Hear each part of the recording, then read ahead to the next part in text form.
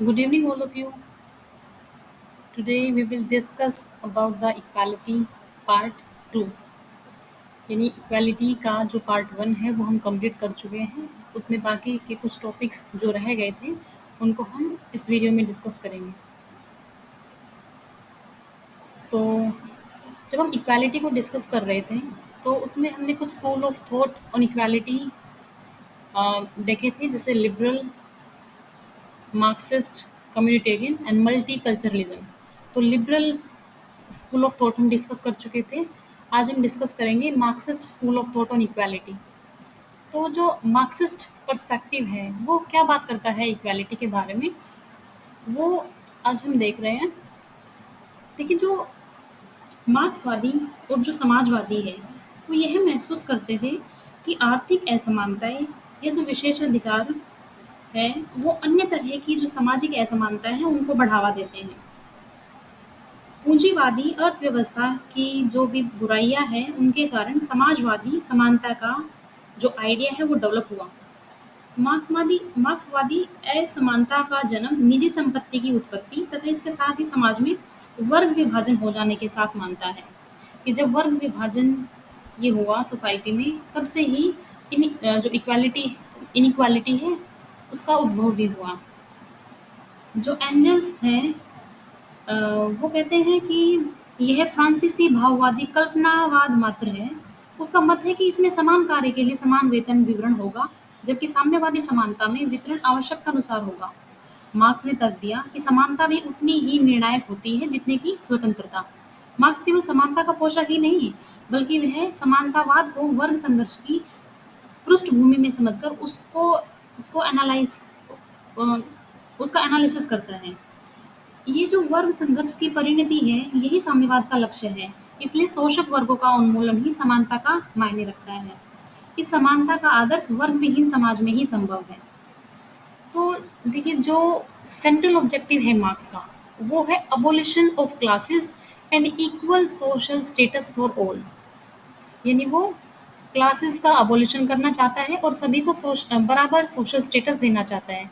ये डिनोट करता है identical conditions of people in a society. जो मार्क्सिज्म है वो प्रोसीड करता है from the premises that whether it is economic equality और से in the sphere of material wealth और पॉलिटिकल इक्वालिटी और cultural equality, all of them are impossible without the abolition of private ownership of the means of production and liquidation of exploiting classes। ये Marx के विचार थे।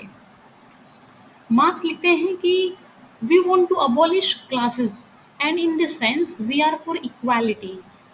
Similarly जो Engels हैं उन्होंने लिखा कि जो डिमांड है इक्वालिटी की has either been the spontaneous reaction against the crying social inequalities among rich and poor, feudal lords and serfs, slaves and masters, surfeiters and the स्टार्विंग्स।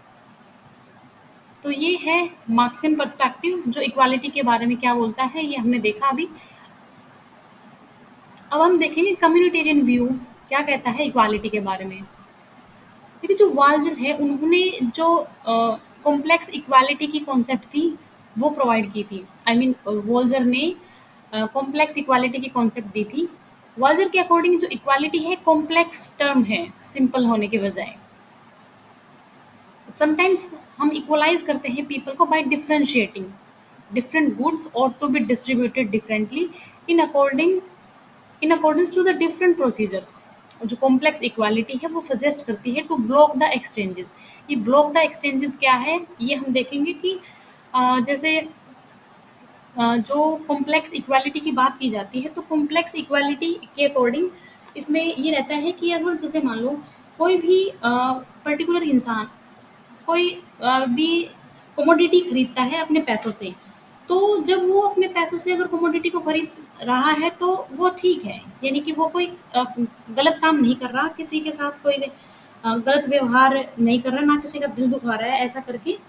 लेकिन जब जैसे जो ये है कि देखो, इसको ऐसे समझेंगे कि जैसे अगर मैं हूँ या आप हैं, अगर अपने पैसे से अगर हम कोई वस्तु खरीद रहे हैं तो ठीक है, लेकिन वहीं अगर उन्हीं पैसों से अगर आप किसी का वोट खरीद रहे हैं तो ये गलत है। ठीक है?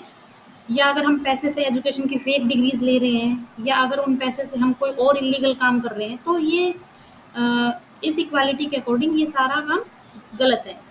ठीक है? यानी पैसे से अगर कोई वस्तु खरीद रहे हैं तो ठीक है, लेकिन अगर पैसे से मतलब उन्हीं पैसों से अगर हम कोई दूसरा गलत काम कर रहे हैं, तो यहाँ पर वॉल्जर कहते हैं कि वो काम गलत है।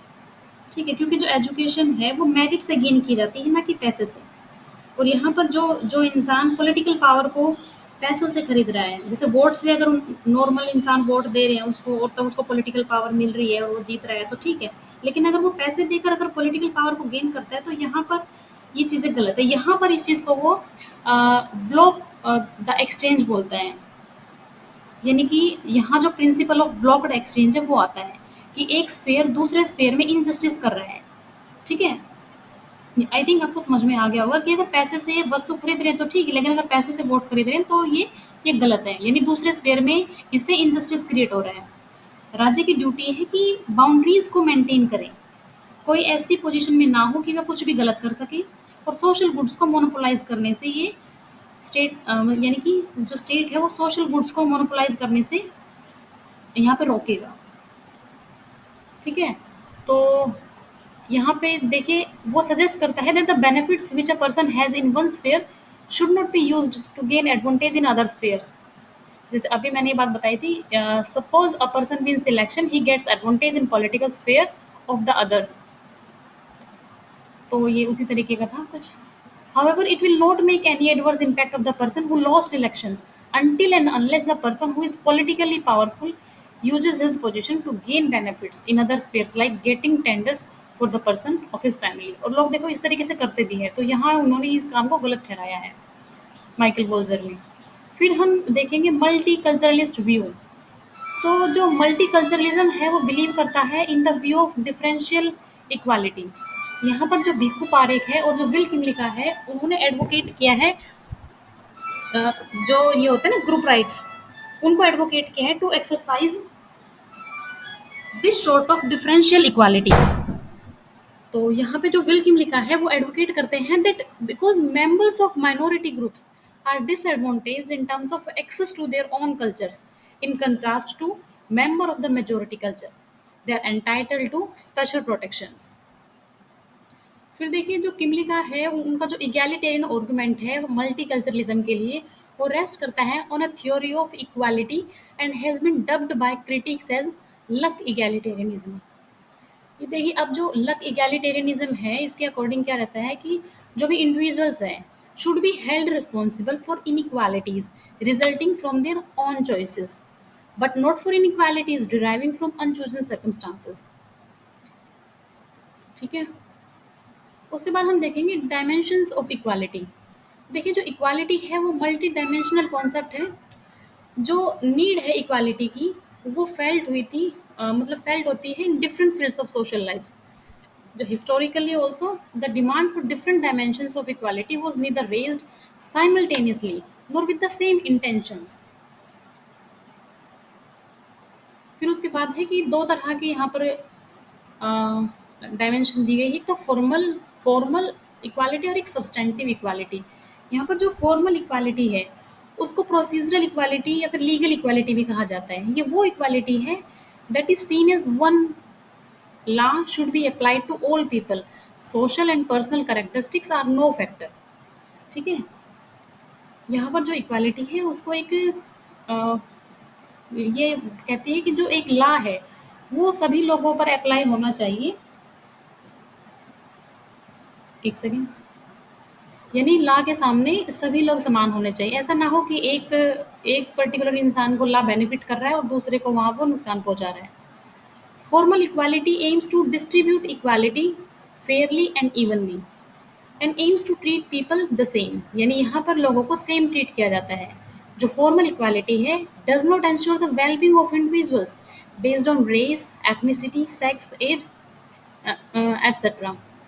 देखिए जब हम एक क्यू को ज्वाइन करते हैं या एक क्यू में खड़े होते हैं और वेट करते हैं अपने टर्न के लिए, तो वहाँ पर हम सभी को सेम रूल के द्वारा गवर्न किया जाता है, that is first come first serve basis rule.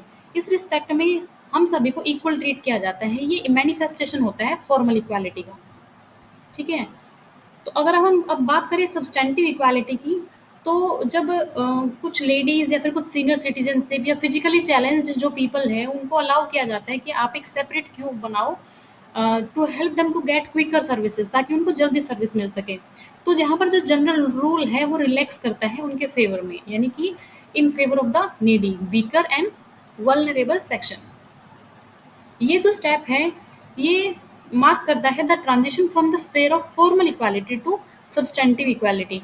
यानी फॉर्मल इक्वालिटी में तो क्या हो गया था कि हम सभी को इक्वल ट्रीट किया जा रहा था, ठीक है? और यहाँ पर जो सब्सटेंटिव इक्वालिटी है, यहाँ पर क्या है कि जो नीडी है और जो वीकर या फिर वल्नरेबल सेक्शन है सोसाइटी के, उनको अ, जैसे क्विकर सर्विस देने के लिए यहाँ पर उनकी हेल्प की जा रही है।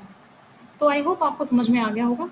फिर देखिए जो सब्सटेंटिव इक्वालिटी है tends to help the weaker and the deprived section to have those things with lesser efforts at a lesser cost.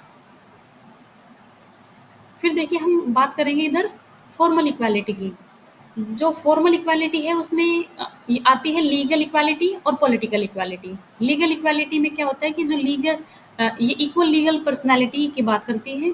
और पॉलिटिकल इक्वालिटी में देखिए वन वोट फॉर ऑल, यानी वन वोट वन मैन का जो principal है यहाँ पर वो फॉलो होता दिखता है। यानी किसी के साथ मतलब कोई डिस्क्रिमिनेशन यहाँ पर ऐसा नहीं होता कि किसी के पास, जैसे पहले के टाइम में किया जा रहा था इंग्लैंड में, कि एक जो पर्टिकुलर इंसान है उसको, जैसे उसके पास अगर ज़्यादा प्रॉपर्टी है तो उसको एक एक्स्ट्रा वोट दिया जा रहा था, या मतलब कुछ ये था कि एक पर्टिकुलर इंसान को अ, भेदभाव किया जा रहा था, वहाँ पे वोट का जो राइट दिया जा रहा था।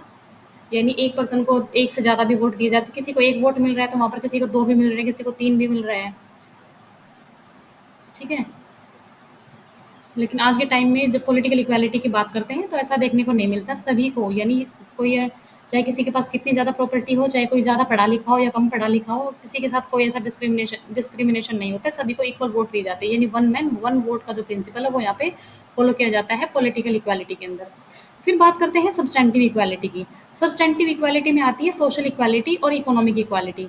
यहाँ पर जो सोशल इक्वालिटी है उसमें ये रहता है कि किसी के साथ भी कोई डिस्क्रिमिनेशन नहीं किया जाता on the grounds of class, caste, creed, sex, ethnicity etcetera.